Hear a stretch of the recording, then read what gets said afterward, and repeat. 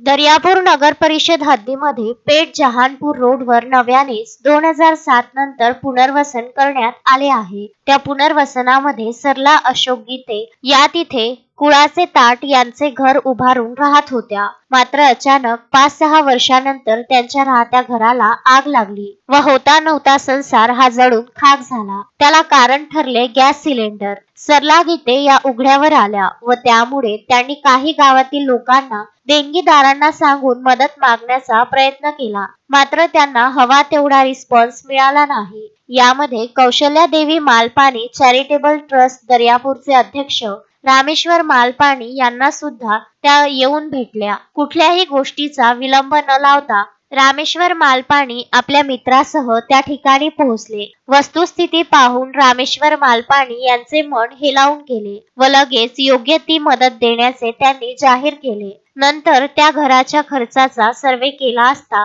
ज्या अवस्थेत घर होते त्या अवस्थेत उभे करायचे ठरले व त्याकरिता तात्या बल्ल्या तारदोरी आदी सर्व साहित्य मजुरीसह 11,000 रुपये एक रकमीद्वारे साहित्य घेऊन त्यांनी घर पुन्हा उभारून दिले. तेव्हा सरला गीते यांच्या डोळ्यात अश्रू आले होते. रामेश्वर मालपाणी यांचे घर उभारणीकरिता मिळालेले सहकार्य मदत कार्य पाहून त्यांचे करावे तेवढे कौतुक कमीच आहे. पुण्याच्या कौशल्या देवी मालपाणी चॅरिटेबल ट्रस्टचे सर्वत्र अभिनंदन होत आहे. गजानन देशमुख, विदर्भ न्यूज, दर्यापूर.